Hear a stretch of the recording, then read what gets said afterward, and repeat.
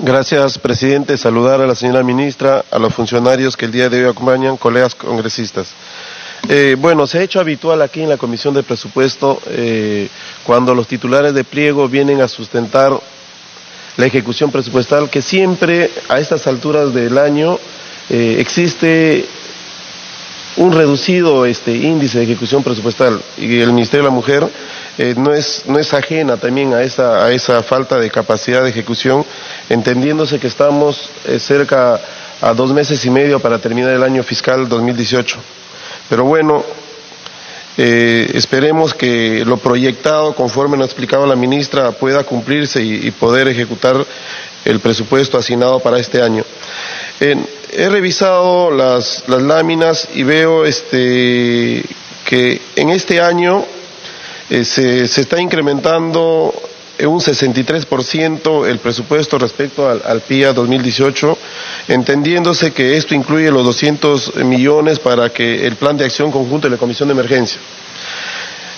Lo que yo quisiera, señora ministra, es como una interrogante: ¿de qué manera nosotros como ministerio, me incorporo porque formamos parte de él como ciudadanos, estamos haciendo el esfuerzo de luchar contra esta violencia que en los últimos años ha ido de manera acelerada creciendo? ¿De qué manera nosotros estamos articulando, por ejemplo, con el Ministerio del Interior? Y hago esta mención porque el día de ayer yo integro la comisión de investigadora de abusos sexuales contra los menores de edad en organizaciones, conjuntamente con la congresista Choquehuanca, que el día de ayer estuvimos, y me gustaría de verdad que usted como ministra tuviese la misma apreciación de la ex ministra cuando oficiales de la Policía Nacional valoran y resaltan su trabajo. Yo quisiera conocer a detalle qué se está haciendo para que el Ministerio de la Mujer, que tiene la rectoría respecto al tema nacional contra la violencia familiar y sexual, articula con el Ministerio del Interior, con el Ministerio de Educación, con el Ministerio de Salud, con los gobiernos descentralizados, sean regionales o locales, con el Ministerio Público, con el Poder Judicial, porque se trata de una suma de esfuerzos. El Ministerio de Economía y Finanzas. Y aquí va una primera pregunta. En el país, en todos los distritos y provincias, especialmente en las zonas rurales, en todos los distritos no existen comisarías y menos centros de emergencia mujer. Mi pregunta es: ¿qué se está haciendo si en el presupuesto se ha considerado fortalecer el tema de las defensorías municipales, las DEMUNAS, a través de la Dirección de Sistemas Locales y Defensorías? Nosotros queremos conocer qué se ha planificado al respecto, entendiéndose que en las zonas rurales donde no existe comisaría, no existe un centro de emergencia mujer, ¿ante quién recurren las personas a registrar denuncias o a tener orientaciones al respecto? Es a las municipalidades. Hago esta pregunta porque en el plan de incentivos me lo confirma o me lo aclara, ya no se ha considerado como cumplimiento de metas el tema de las defensorías municipales, entendiéndose que en los últimos años, en lugar de disminuir los casos de violencia familiar y sexual, se han incrementado. Entonces yo quisiera que me detalle, me precise al respecto. Por ello decía que la articulación es importante. Si nosotros tenemos un efecto adverso, en la misma línea tendrían que hacerse las coordinaciones para que estos presupuestos condicionados sean una herramienta para que los gobiernos locales puedan sumarse al esfuerzo de todos. También yo quisiera, señora ministra, conocer, el día de ayer nos explicaban, y seguramente es cierto, que la región que represento, que es la región San Martín, de acuerdo a la información de direcciones territoriales de inteligencia de la policía, está en el 7º lugar de incidencias de casos de violencia sexual. Yo quisiera saber, conociendo esta precisión de casos de denuncias recibidas, quisiera conocer de qué manera se van a mejorar los servicios en la región San Martín que represento. Si se van a crear más centros de emergencia mujer, si hay otro tipo de intervención, para que nosotros podamos tener claro que existe una coherencia entre lo real y lo presupuestal. También, señora ministra, yo quisiera, el día de ayer nació una preocupación de personal adscrito al Ministerio del Interior en el caso de los centros de acogida. Ellos reciben, en el cumplimiento de sus funciones, reciben a familias, personas, adolescentes, niños que acuden respecto a un caso concreto. Atendido a ellos, ellos no tienen a dónde, en el buen sentido de la palabra, depositarlo a las personas temporalmente. Quisiéramos conocer cuál es la forma, cómo es que se va a superar estos impases. Cada quien debe hacer lo que le corresponde hacer. Y sería bueno que tomen en cuenta esto. Y lo otro, esperamos que siga y no es loar el trabajo de la ex ministra que el día de hoy está aquí presente. Lo digo porque lo escuché. Los funcionarios presentes de otro ministerio saludaban el trabajo y pareciera que no se está siguiendo esa buena práctica. El tema de capacitar a los comisarios, a la policía femenina. Quisiéramos conocer qué se está haciendo al respecto. Y lo otro es, quisiera también conocer por qué las metas son mínimas respecto al tema de las personas con discapacidad. Imagínense la meta 2018 de promoción del empleo, 300 personas. Seamos ambiciosos. Esas personas necesitan mucho de nosotros.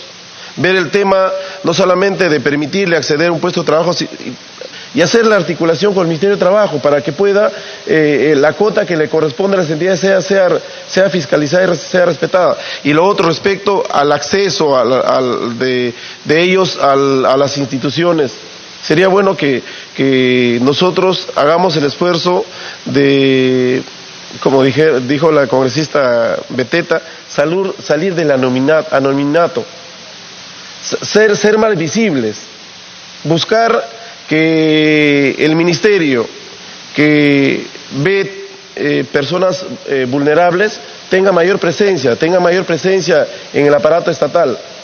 Y lo último, ministra, como ministra de la Mujer, haga notar su voz cuando mujeres en general, sin importar el color, son avasalladas, cuando mujeres son denigradas, cuando en las redes sociales se hace un uso y abuso de esta mala práctica de denigrar a personas, no importa el color.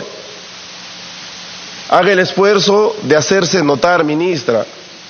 Nosotros del Congreso, en lo que a nosotros nos corresponde, estamos a disposición. Si se trata del marco normativo, a disposición para trabajar de manera conjunta algunas iniciativas. Yo estoy trabajando una reforma constitucional respecto al tema de la terminología en nuestra Constitución de las personas con discapacidad.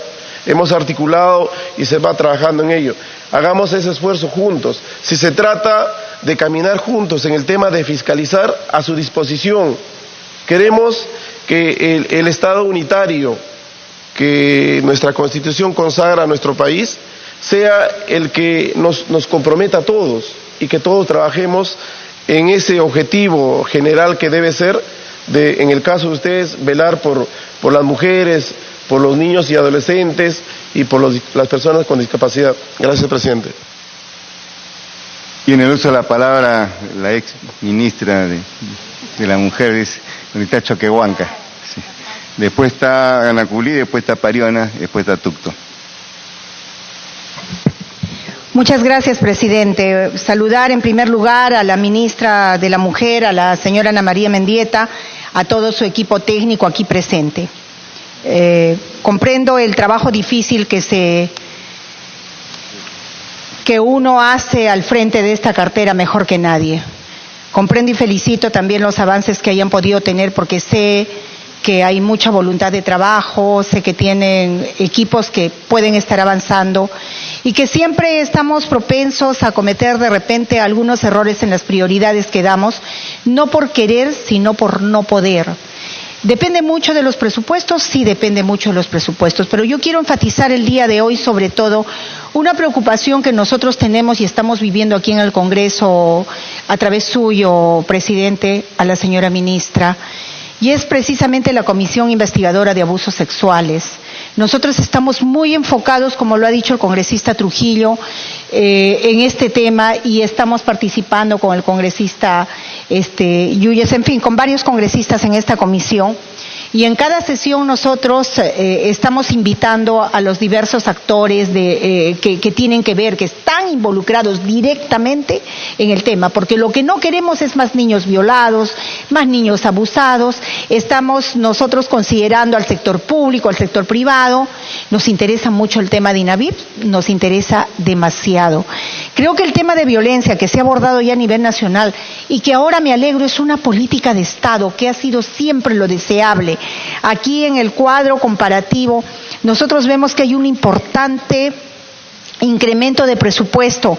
Cuando el año pasado, al año 2018, se trabajó un presupuesto de 456 millones y que precisamente se incrementó del año 2017 al 2018 en 20 millones, que también fueron en realidad, fue un aporte que hizo la Comisión de Presupuesto de este Congreso de la República cuando lo presidía la congresista Beteta, y estos 50 centros de emergencia mujer, porque fue para eso, sí se están efectivizando, congresista, y doy fe de que se están llevando a cabo y que los resultados son óptimos. Al margen de ello, se pudo lograr un presupuesto de otro incremento anterior a este en el Ministerio de Economía y Finanzas con la ex ministra de Economía, Claudia Cooper, de 20 millones para mejorar la alimentación de los INAVIP. La alimentación es un tema muy importante porque tiene que ver con el tema de la presencia de la anemia, de la presencia de la desnutrición, de la presencia de todos nuestros niños, los niños que son del Estado, a cargo del Estado. Pero veo con mucha pena también, presidente, que el incremento que nosotros tenemos para el año 2017, si nosotros nos fijamos en este cuadro comparativo, tenemos aquí un incremento para INAVIP del 3.9% solamente. Obviamente el problema de la violencia ha crecido, tenemos un incremento de 168.9%, lo cual saludo y felicito al presidente de la República y al ministro de Economía y Finanzas, pero ojo, aquí estamos incluyendo los 200 millones de esta comisión de emergencia que es para muchos otros sectores también en el mismo objetivo. Yo quiero referirme a este incremento tan pequeño en lo que significa el Programa Integral Nacional de Bienestar Familiar, el INAVIP. Presidente, las personas que cuidan a estos niños tienen unos salarios de 1.200 soles mensuales y las personas que cuidan a nuestros niños con discapacidad de estos hogares ganan 1.500 soles. Yo quisiera preguntarles a todos ustedes, colegas congresistas, si esto puede ser un sueldo aceptable para personas que tienen a cargo a nuestros niños, con un cuidado especial, esmerado, sobre todo los niños con discapacidad que se encuentran allí. Nosotros, presidente, tenemos que dar la batalla en esta comisión de presupuesto para que esto se incremente y para que pueda haber esta mejora en estos salarios.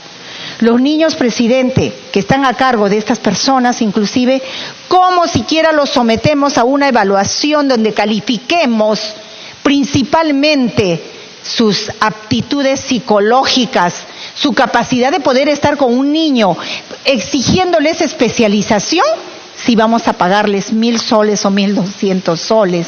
Eso a veces ya no es posible.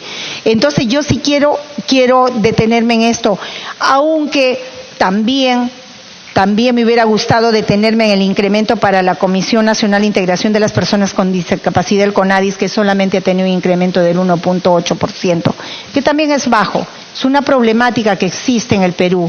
El sector de personas vulnerables en el Perú, presidente y colegas aquí presentes, es muy fuerte. Creo que al margen de lo que escuchamos diariamente en los presupuestos que se presentan acá, cuando hay otros ministerios que vienen a pelear por cemento, por fierro, tenemos más bien que mirar el capital social que nosotros manejamos aquí a nivel nacional. Y yo quisiera, presidente Percy Alcalá, que usted le dé una mirada mucho más intensa a lo que significa el sector de poblaciones vulnerables. El de mujer ya tiene un presupuesto aceptable y creo que vamos a poder paliar este problema hasta el 2019 con el presupuesto que se está presentando. Pero dirijamos la mirada hacia el otro sector de personas vulnerables. Y yo quiero fijar mi mirada el día de hoy hacia mis niños, hacia los niños del INAVIV. Creo, presidente, que esto merece una atención especial y yo los invito y los invoco a ustedes, señores colegas congresistas, que me ayuden en esta tarea para que nosotros podamos someter y pedirle a la ministra aquí presente que podamos revertir de repente esta formulación de presupuesto para mejorar esta situación. Al margen de ello, presidente, solamente para dejarle en cuenta a usted que le hemos pasado un oficio el día 5 de octubre acerca de un pedido que nos han hecho los trabajadores de la 276 del Ministerio de la Mujer, quienes han solicitado la exoneración al Ministerio del artículo 6 del proyecto de ley 3282-18 en el proyecto de ley de presupuesto del sector público para el año fiscal 2019. Creo, presidente, considero necesario que por la especialidad en la materia este asunto tiene que ser abordado de manera integral por la comisión que usted preside, presidente, y se evalúe la posibilidad de atender dicho pedido dentro del marco legal establecido. No teniendo más que agregar, sino saludar las iniciativas, los avances que se hayan podido lograr, que yo sé cuestan mucho esfuerzo y eso lo quiero dejar sentado en esta comisión. Presidente, pedirle nuevamente, reiterarle mi pedido acerca de esa mirada intensa para los niños de INAVIV. Muchísimas gracias, presidente. Tiene el uso de la palabra la congresista Betty Anaculín. Gracias, presidente. Quiero saludar a la ministra en esta mañana, Ana María Mendieta, a todos los que la acompañan y a los colegas congresistas. Presidente, señora ministra, en mi semana de representación visitando los centros de emergencia mujer, he podido constatar las denuncias que se están llevando en mejor coordinación con la Fiscalía y las comisarías. Pero hay dificultades, señora ministra, hay dificultades porque estos centros de emergencia mujer, teniendo locales de la beneficencia, no son usados, son alquilados. En Pueblo Nuevo, Chincha, funciona el centro de emergencia mujer en la municipalidad, en un espacio pequeño, reducido, en el cual las mujeres muchas veces no tienen cómo de repente explayarse en dar las denuncias, ¿no? Eso quisiera pedirle a usted, señora ministra, que se tome en cuenta, que hay locales que ustedes deben de recuperarlos para que no estén pagando dinero en ninguna región. Es un punto importante, ministra. También faltan folletos, afiches, ¿no? El Ministerio del Interior debe coordinar, ¿no? Constantemente para poder, cuando tú visitas a las comisarías, ellos puedan tener todo este material. Y no existe, ministra. Nosotros que visitamos nuestras regiones, que vamos a hacer las visitas, le comunicamos a usted, ministra, lo que pasa, ¿no? Hay que tratar también, ministra, importante pedir que en estos centros de emergencia mujer la atención a las mujeres también sean mujeres, porque muchas veces cuando te ponen, no hay un varón, no te explayas a decir las cosas. Muchas veces las mujeres tienen ese miedo todavía que hay en ellas. Y de verdad, ministra, lo que decían mis colegas congresistas, Tamar, la congresista Beteta, en realidad nosotros las mujeres, ministra, no hemos nacido para ser mendigas. Nosotros, Dios nos ha bendecido con un don maravilloso de ser madres, mujeres, porque es algo grande, ministra, ser mujer y ser madre. En ese contexto, ministra, creemos pues de que el apoyo a las mujeres se debe dar mucho más en el tema del fortalecimiento en cuanto a los centros en el cual las mujeres están, ¿no?, en los centros de albergue.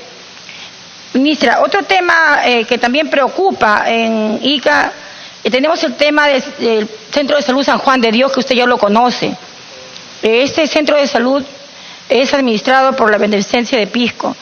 Sin embargo, ministra, hasta el día de hoy seguimos todavía en zozobra los pisqueños, porque no hemos logrado, ministra, de repente de coordinar con el Ministerio de Salud, ¿no? Y lamentablemente el gobernador regional, que le falta un poco de sensibilidad, ¿no? Hay que reconocerlo, pero creo que está en sus manos, ministra, de poder trabajar este proyecto y lograr de que se sanee este terreno y que pase a manos del Ministerio de Salud para que sigan atendiendo a más de 17,000 pisqueños que son atendidos en ese centro de salud. Y por último, ministra, el tema del CAR, señor de Luren, en el cual no hay una contratación de personal adecuado.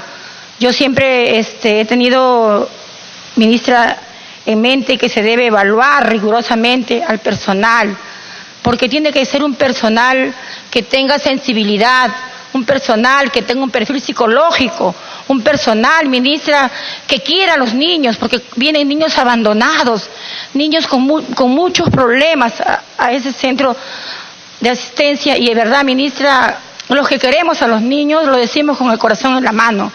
Queremos, pues, ministra, que se involucren en este tema. De verdad, yo creo, ministra, que usted en este espacio es una mujer, una ministra nueva, pero que tiene mucho que trabajar, ministra, tiene mucho que dar, ¿no? Y creo que todos esos temas que le estoy pidiendo, ministra, los tome en cuenta. Muchas gracias, ministra. Gracias, presidente. Tiene el uso de la palabra la congresista Pariona y posteriormente congresista Tucto. Con eso terminamos el rol de oradores. Muchas gracias, presidente, por este espacio. No sin antes saludar la presencia de la señora ministra del Ministerio de la Mujer y Poblaciones Vulnerables, que junto con las viceministras y su equipo técnico vienen a exponer justamente un presupuesto necesario, prioritario en términos de la inversión en las mujeres.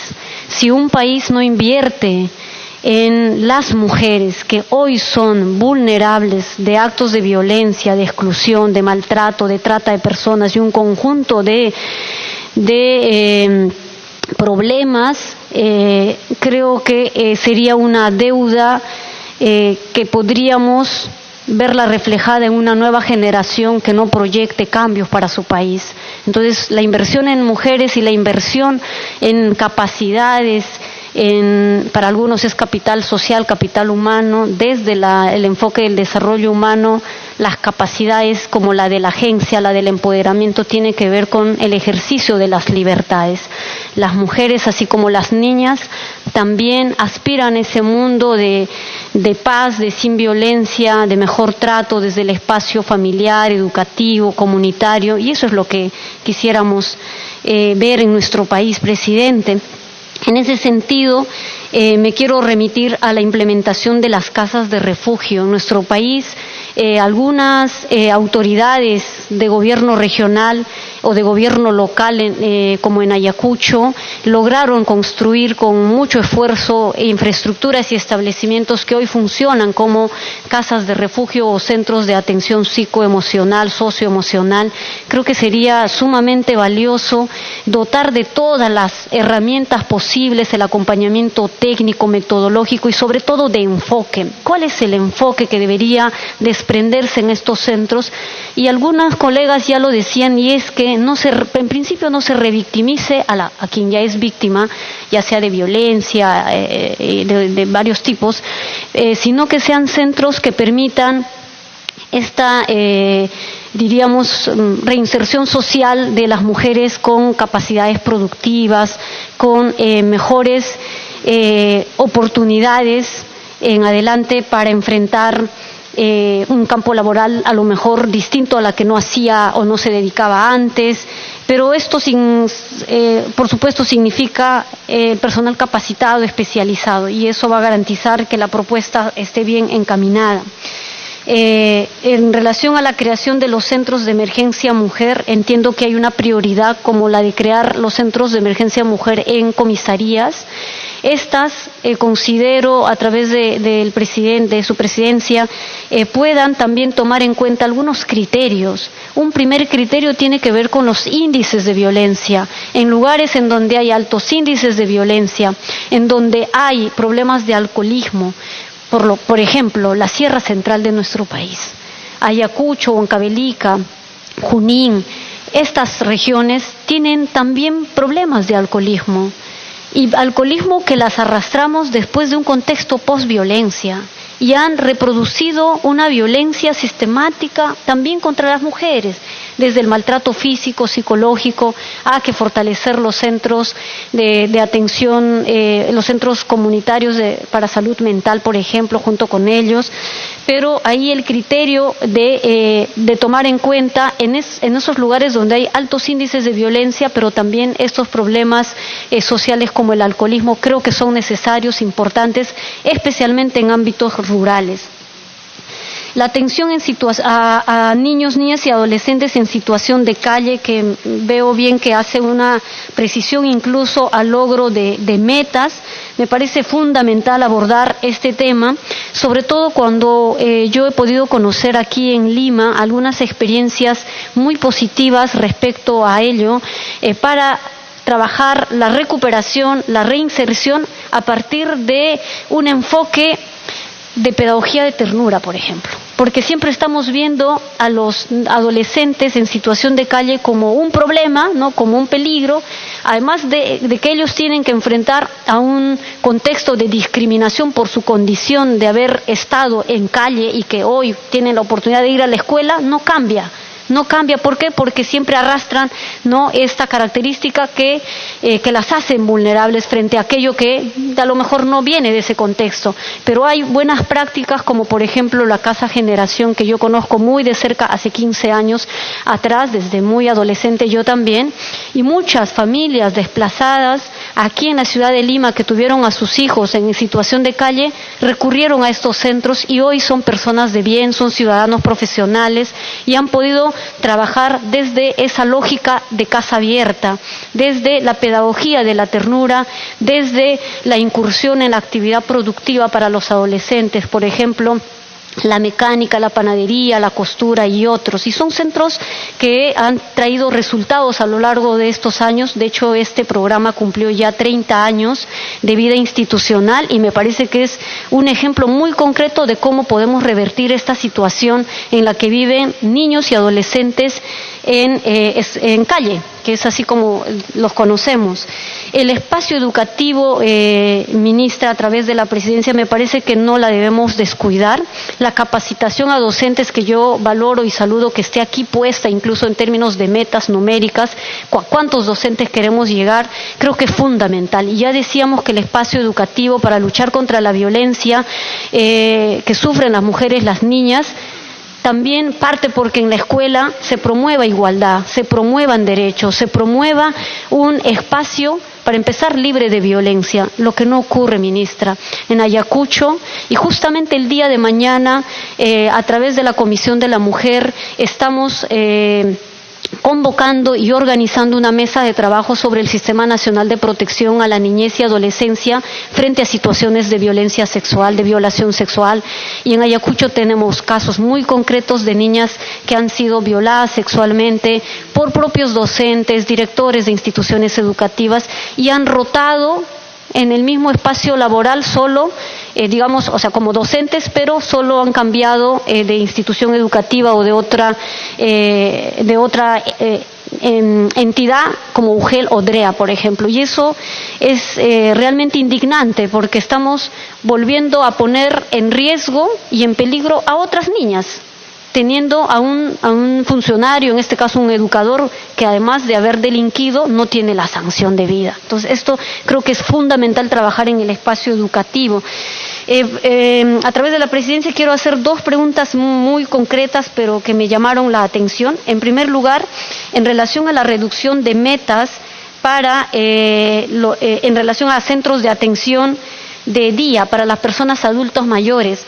Para el 2018 se plantearon una meta de 1.597 y al 30 de septiembre del año en curso lograron atender a 1.316 personas. Pero para el 2019 la meta proyectada es de 1.100, o sea, se reduce. Me gustaría saber cuál es el criterio para plantearse una meta menor a la del año anterior, sabiendo que ha habido un cumplimiento hasta el 30 de septiembre, 1.316. Entonces me gustaría saber cuál es el criterio que se ha tomado. Y en relación a los cambios que se generan no solo en mujeres empoderadas, capacitadas, y aquí me parece fundamental que lo hayan puesto, que estos cambios que repercuten en las actitudes de hombres, es decir, número de hombres sensibilizados, especialmente aquellos que promueven actitudes que naturalizan la violencia, reproducen violencia, perpetúan la violencia. Y aquí en el 2019 señalan que la meta fue de 1910, pero para el 2019 la meta que se propone es de 14.580, o sea que aquí la diferencia es bastante, ¿verdad? Mi pregunta es, ¿cómo vamos a medir esos cambios? Para empezar, porque son cambios cualitativos, porque lo numérico pueden ser número de hombres, pero en términos cualitativos de ese cambio de actitud, ¿cómo se mide? Y lo otro es, en términos de cifra, ¿qué medios, qué medidas se han tomado para lograr esa meta? Me pregunto si acaso tiene que ver con la encuesta nacional sobre relaciones sociales, el ENARES, que se dejó de hacer, y la última encuesta que se hizo fue el 2015. Siendo así, a través de la presidenta ministra, yo saludo, porque esta encuesta sobre la tolerancia y la violencia nos permitiría mapear y saber en nuestro país cuánto se tolera la violencia, eso que se ha naturalizado dentro de la sociedad peruana, y luego hacer los ajustes en esos cambios cualitativos de actitudes, especialmente en este caso en un foco masculino, porque si bien estamos empoderando a las mujeres, dotándolas de capacidades, eso no significa que de pronto ya están libres de violencia, no es verdad. Hay violencias de todo tipo y hay mujeres empoderadas y por supuesto capaces que lideran sus comunidades, sus organizaciones, y de pronto enfrentan la violencia en el ámbito político. Entonces es una violencia que casi no termina de cerrar, sino más bien de seguir dando la vuelta. En ese sentido me pareció muy interesante ver en la lámina que se precisara este logro de cambios en hombres, pero la pregunta es cómo se mide y cuál es la estrategia para lograr que esos 14.000 realmente nos estén indicando que hay una intención de querer cambiar este escenario en donde hemos naturalizado las formas de violencia, lo cual no debería ocurrir. Finalmente, y para concluir, quiero enfatizar en relación a la situación de violencia que sufren las mujeres indígenas. A partir del grupo de trabajo o de la comisión investigadora sobre abusos sexuales a menores que preside el congresista Alberto de Belaunde, que de hecho intercambiamos algunas ideas respecto a esta visita que se hizo en conjunto con el Ministerio de Educación a la zona de Condorcanqui, Bagua, para ver la situación de violación sexual a menores de cultura aguajún, del pueblo aguajún. Yo considero realmente, y no es que en realidad yo traslado lo que hace muchísimos años venimos trabajando mujeres indígenas del Perú y de América Latina, en la formulación de una estrategia específica para luchar contra la violencia que sufren las mujeres indígenas. Y planteo por qué. Porque la condición étnica, lingüística, geográfica, de exclusión, de pobreza, de analfabetismo que aún sigue presente en estos sectores, especialmente rurales, hace que esta interseccionalidad de aspectos que se traslapan entre sí, propuestas, las metodologías y las herramientas que tenemos para luchar contra esas formas de violencia para todas las mujeres no tengan un impacto real. Es decir, necesitamos generar alguna estrategia específica para estos contextos, porque no es una simple violencia de golpe a la mujer, un trato, digamos, de menosprecio, sino hay otros aspectos que tienen que ver justamente con el contexto sociocultural. El hecho de que una mujer incluso tenga temores de ir a atenderse a un centro de salud, porque inmediatamente se acerca al puesto, tienen a un personal que no las recibe con afecto, con valoración, sino se va fijando cómo viene vestida, si viene con un sombrero, si viene con una pollera, si habla quechua o no sé qué, y siempre son barreras a las que tienen que enfrentar. Y eso también es violencia, y es violencia institucional. Entonces, creemos nosotras, y me quiero, digamos, permitir trasladar esa iniciativa que mujeres indígenas a lo largo y ancho del Perú hemos venido planteando desde hace varios años, ministra, a través de la presidencia, puedan evaluarlo. Y esto de manera intersectorial creo que podría ser bastante innovadora y diríamos que toma la delantera en América Latina. En relación al INAVIF, solo quiero secundar a lo que dijo la congresista Choquehuanca respecto al personal. También hemos tenido algunas personas que trabajan en estos establecimientos vertir sobre las condiciones, sobre todo salariales, en las que trabajan, y si eso también va a poder evaluarse en términos de incrementar el salario que tienen estas personas dedicadas al cuidado de niños, adolescentes. No solo cuidado, porque no se trata de cuidarlos, sino de brindar una formación integral, acompañamiento educativo, un conjunto de aprendizajes en este espacio como los centros de atención residencial INAVIF. Muchas gracias, presidenta.